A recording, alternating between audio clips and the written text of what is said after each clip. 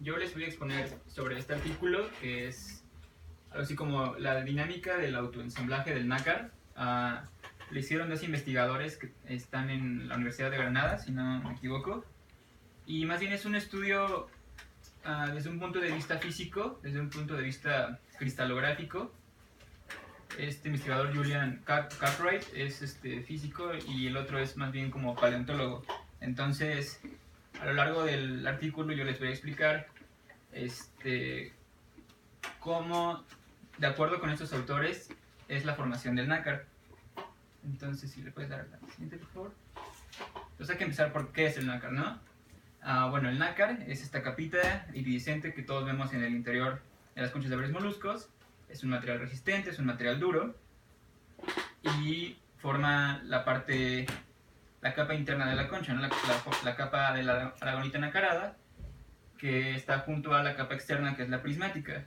En el artículo no lo mencionaban con esos nombres, solo mencionaban como capa interna nacarada y la capa externa de otra microestructura.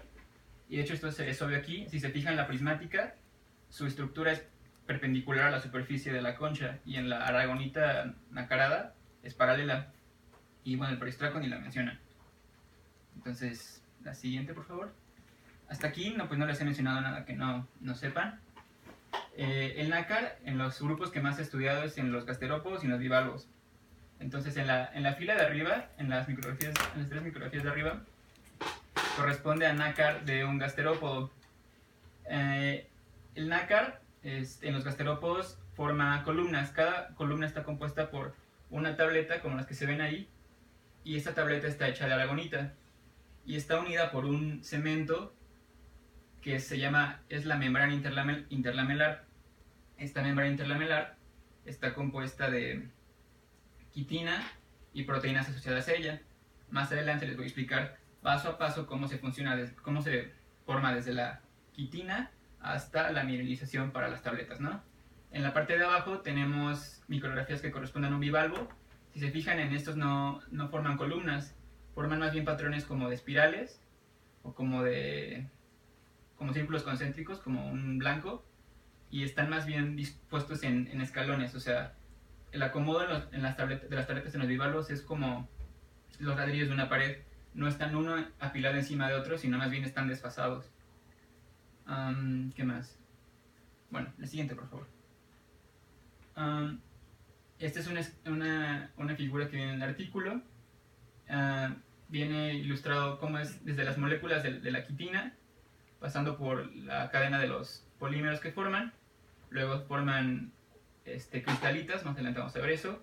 Luego forman la membrana interlamelar, luego se mineraliza y finalmente forma una porción del nácar de la concha, ¿no? Y está para un bivalvo y para un gasterópodo. Entonces, la formación del nácar está controlada genéticamente, o sea, las concentraciones de los materiales que se necesitan y el momento en el que aparecen están dictados por los genes. Sin embargo, esta construcción física de las tabletas que les enseñé se da en un espacio que es el espacio extrapaleal. Este espacio está entre el manto y la concha, es un espacio estrecho que está lleno de líquido. Entonces, en este espacio las células ya no tienen un control directo sobre los productos que secretan, por lo que entonces se da un autoensamblaje. Y esto, bueno, comprende una dinámica de procesos químicos y físicos que más adelante vamos a ver. La siguiente, por favor. Bueno, entonces en este trabajo se realizaron observaciones con microscopía electrónica, tanto de barrido como de transmisión. La de barrido se usó para superficies de crecimiento, así directo en el nácar, y también para zonas que rompieron y pulieron. Y la de transmisión se analizaron muestras que se descalcificaron completamente. Entonces, la siguiente, por favor. A partir de aquí les voy a explicar, de acuerdo con las observaciones que estos investigadores hicieron, cómo es que se forma el nácar desde la molécula de quitina hasta la mineralización. Entonces, empezamos por la cristalización de la quitina. La quitina es un polisacárido. Existen tres formas: la alfa, la beta y la gamma. La alfa es la más común en la naturaleza, está presente en artrópodos, en hongos, ¿no? Principalmente. Sin embargo, la que está sintetizada en moluscos es la beta-quitina. su fórmula es N-acetilglucosamina y se secreta a través del manto al espacio extrapaleal que ya les mencioné. Esta quitina forma cadenas de polímeros que son paralelas y van formando láminas que al mismo tiempo se alinean entre sí. La forma en que se acomodan paralelamente las cadenas es por medio de enlaces de puentes de hidrógeno, y entre láminas y láminas es por fuerzas de atracción molecular, por las cargas de las mismas moléculas, pero el enlace es más débil. Y bueno, en la imagen de la izquierda creo que es donde mejor se ilustra cómo están apiladas estas láminas y cómo están las cadenas de los polisacáridos. En esta no se ve tan padre. El siguiente, por favor. Entonces, les decía que la quitina se secreta a través del manto. La forma en que se secreta, de acuerdo a la hipótesis, a la tesis de estos investigadores, es que se secreta a través de una estructura que se llama rosetas, que se ven aquí, y básicamente lo que hacen es empujar a través de estas rosetas la quitina. De cada hoyito sale una cadena de polisacáridos que se van a ir juntando para formar las cadenas que ya les había mencionado, hasta que forman una cristalita. Una cristalita es básicamente un cristal muy chiquito, o sea, son muy comunes, se forman cuando tú, por ejemplo, metes algo al refri y se le hacen estos hielitos, esos ya son cristalitas. Resulta más sencillo formar cristalitas de beta-quitina porque solo se requiere un tipo de roseta. Para formar, por ejemplo, la alfa-quitina se necesitan dos. Estas observaciones son, bueno, son muy comunes a lo largo del artículo, porque estos investigadores, como le dan un enfoque más físico que nada, pues sí les importa mucho como desde qué de separación hay en nanómetros y qué es más fácil y qué es más efectivo y este tipo de cosas que a lo mejor a nosotros pues nos dan igual, porque realmente no es como que la distancia entre una cosa u otra sea como la misma siempre, ¿no? Sabemos que pues hay variación en todas partes y no es como que sea una regla que las cosas sean iguales en todos los individuos. Pero bueno, la siguiente, por favor. Entonces, en estas figuras observamos las cristalitas. En la A solo se ve la textura y una textura homogénea que es directa en el nácar de un bivalvo. La especie está aquí, tiene una serrata. Y se le puede ver que está en capas, que les había mencionado. Luego, en las flechitas nos marcan, no sé si se alcanzan a ver las líneas, es como un enrejado. Esas son las cadenas de las cristalitas. Entonces, estas cristalitas se van alineando y se van entrelazando, ¿no? Las flechas negras indican que están vistas de un lado y las flechas blancas indican que están vistas desde un extremo. Estas cristalitas tienen aproximadamente 20-30 nanómetros de diámetro y pues cientos de largo, ¿no? Entonces la distancia, algunas de las observaciones que les digo que hacen es que la distancia entre estas rejitas es de 2 nanómetros, lo cual para ellos les hacía mucho ruido, porque si la distancia entre estas cadenas es de 2 nanómetros y decíamos que estaban unidas por puentes de hidrógeno, y la unión entre las láminas que se formaban es había una distancia de 0.9 nanómetros. Es decir, que esto no hace sentido, porque si es de 0.9 nanómetros y la otra es de 2, significaría que más bien el enlace débil está entre las cadenas y no entre las láminas. Sin embargo, esto ellos dicen que probablemente sea por la forma en que se procesó la muestra, y realmente no se puede decir que esto sea el comportamiento en vivo de la estructura. Estos son los tipos de observaciones que les digo que si se pasa de 2 nanómetros ya es como, bueno, de 0.1 nanómetros ya para ellos les hace como mucho ruido, pero bueno, como biólogos pues realmente eso nos vale, ¿no? Solo que a ellos sí les importa mucho dado la estructura del cristal que se forma. La siguiente, por favor.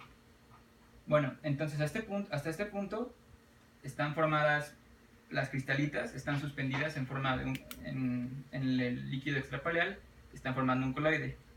Ahora, ¿qué sigue? Este cristal va a formar el núcleo de la membrana interlamelar, que esta membrana posteriormente va a ser el cemento que le dé forma al nácar. Entonces, estas cristalitas a cierta concentración forman a lo que se llama un cristal líquido.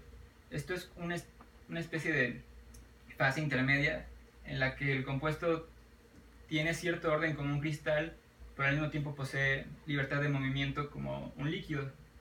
Entonces, se vio que en experimentos con cristalitas con alfa-quitina se formaba una fase líquida, cristalina, colestérica, así le llaman, con cierto ordenamiento. Este ordenamiento se conseguía después, o sea, dejando la muestra para que alcanzara el punto de equilibrio, y este punto de equilibrio se alcanzaba en cuestión de algunos días hasta años, pero en los moluscos pues eso no pasa, porque en vivo se van formando las nuevas capas de la membrana desde cada hora hasta 24 horas, entonces realmente el ordenamiento no existe, solo es parcial. En esta figura se observa en la forma que este ordenamiento, que no, si se fijan, no es como una especie de malla, no está completamente alineado, solo es parcial el ordenamiento. La siguiente, por favor. Luego, aquí hay dos diferencias ya que separan a los bivalvos de los gasterópodos. A partir de este punto, en lo que pasa en los bivalvos es que esas cristalitas que están en un cristal líquido forman una nueva capa sobre la última que se formó. Es decir, tenemos el manto y aquí arriba, o bueno, como lo quieran ver, está la concha, el nácar. Entonces se va a ir secretando la quitina, se va a formar una capa y se va a ir pegando poco a poco a la parte de la superficie del nácar. Se van pegando conforme van saliendo una encima de otra, la nueva sobre la última que se formó. Y bueno, estas capas van guardando una distancia que está dada por las fuerzas de repulsión entre las moléculas que las forman, ¿no? En esta figura lo que quiero que aprecien es cómo en la parte que está más oscura se van apilando las capas de cristalitas en la superficie del nácar. La siguiente, por favor. En los gasterópodos es diferente. En los gasterópodos ya existe una membrana más o menos gruesa para estas escalas, que es de 100 nanómetros más o menos, y esta se encuentra entre la superficie del manto y la concha, es decir, ya no se van a poder desplazar directamente lo que se desprende del manto hasta la superficie del nácar, por lo que uno pensaría que debería pasar a través de él, o no sé, o sea, ellos no se veía muy claro cómo es que lo hacía. Lo que ellos piensan es que del lado del manto se va añadiendo constantemente material y del lado de la concha, la superficie de la concha, se va desprendiendo de tal forma que en algún punto lo que se añada del lado del manto va a terminar desprendiéndose del otro lado, que es el lado de la concha, para que se vaya formando poco a poco el nácar. En la figura de la izquierda se puede ver la estructura que tiene esta membrana entre el manto y la concha. Y en la figura F, en la parte de arriba está marcada la membrana, y cada rayita que se ve abajo es una de las nuevas cristalitas que se van agregando en la parte de abajo del lado del manto. Estas cristalitas que se van pegando a la larga se van a convertir en una membrana interlamelar, solo que les falta algo que ahorita les voy a explicar. La siguiente, por favor. Entonces, ya dijimos que están estas membranas de cristalitas y se van pegando ya sea en la membrana que está en los gasterópodos o directo en la superficie del nácar en los bivalvos. Sin embargo, estas formas de cristal líquido no están unidas muy fuertemente, por lo que necesitan de ayuda para tener una estructura más rígida, que al final de cuentas es la función del nácar, y para esto se consigue con la unión de proteínas que son afines a la quitina. Estas proteínas ya se encuentran en el líquido extrapaleal y entonces lo que hacen es cubrir a la quitina para que ahora sí se forme la membrana interlamelar como tal. Estas membranas se separan aproximadamente 500 nanómetros y esto se da porque se forman estructuras anfifílicas. La quitina es hidrofóbica, mientras que las glicoproteínas que la rodean son hidrofílicas. Entonces queda la parte polar hacia afuera y hace que se repele a unos 500 nanómetros. Esta distancia van a ver más adelante que es muy importante porque en ese espacio es donde se va a empezar a meter el carbonato de calcio. ¿Qué más? La siguiente, por favor. Ahora, el líquido extrapaleal. Cuando una membrana nueva... Bueno, antes que nada, dentro del líquido extrapaleal ya se encuentran todos los componentes del nácar, tanto las proteínas como la quitina, como el mineral que va a rellenar las membranas. Entonces cuando hay suficiente de todo, pues se va formando una nueva membrana y se va rellenando, bueno, eso más adelante lo vamos a ver.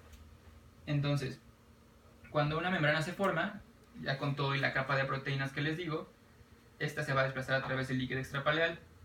Entonces, para esto se requiere de un movimiento del líquido que desplace a la membrana, o sea, que le empuje, pero al mismo tiempo que le permita fluir a través de ella, o sea, para que el líquido pues como que no se estanque ahí, o sea, pueda fluir en todo el espacio entre el manto y la concha. Esto no está muy claro, pero ellos piensan que en los gasterópodos es posible porque en la membrana que les digo de 100 nanómetros hay poros, entonces pueden pasar a través de ella. Y en los bivalvos no está esta membrana, pero en las tabletas que se forman, ellos piensan que se fluiría a través de los extremos de las tabletas que van llegando para poder llegar como a todos los rincones del espacio extrapaleal. No sé si esta parte quedó clara, ¿no? Creo que sí, no sé si lo expliqué tan chido, pero bueno. La siguiente, por favor. Entonces ya llegamos al último paso. Ya tenemos a la quitina, que fue cubierta por proteínas, ya es una membrana interlamelar. Y ahora ya tenemos nuestro cemento. Si se fijan, aquí se construye al revés. Primero forman el cemento y luego ya se rellena con los ladrillos. Entonces, como se acuerdan que les había dicho que las membranas dejaban un espacio de 500 nanómetros, bueno, pues en estos 500 nanómetros se va a empezar a rellenar con aragonita, que es el principal componente del nácar, ya que el resto de los componentes entre proteínas y carbohidratos, bueno, entre polisacáridos no suman ni el 5% de todo el nácar. Entonces, el carbonato de calcio ocupa los espacios entre las membranas y no está muy claro cómo es que se genera. Se piensa que hay una forma amorfa del carbonato de calcio que en condiciones abióticas no podría existir porque sería muy inestable. Ellos piensan que dentro del en vivo sí se podría mantener y que esta podría ser transportada al sitio de cristalización de la aragonita mediante vesículas. Pero esto es por suposición, esto es porque han observado que existen estas formaciones esféricas y luego con una microscopía de transmisión vieron que estaban huecas, por lo que ellos piensan que son vesículas que transportan la aragonita, pero bueno, el carbonato de calcio no, pero todavía no está comprobado, o sea, no está demostrado, solo son suposiciones. La siguiente, por favor.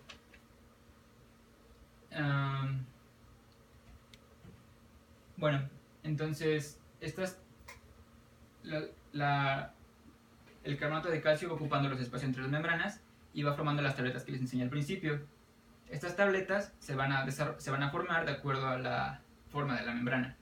Entonces, se van rellenando, primero crecen hasta arriba y hasta los lados, hasta llegar al tope de la siguiente membrana, y luego se extienden hasta chocar con las tabletas vecinas. Este tipo de observaciones ha hecho pensar que existen proteínas que inhiben y promueven la cristalización de la aragonita.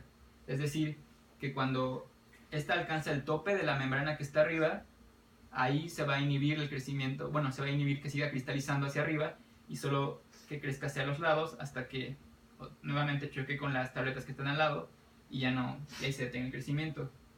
Lo que les muestro aquí son las tabletas, son unas tabletas que están en bivalvos,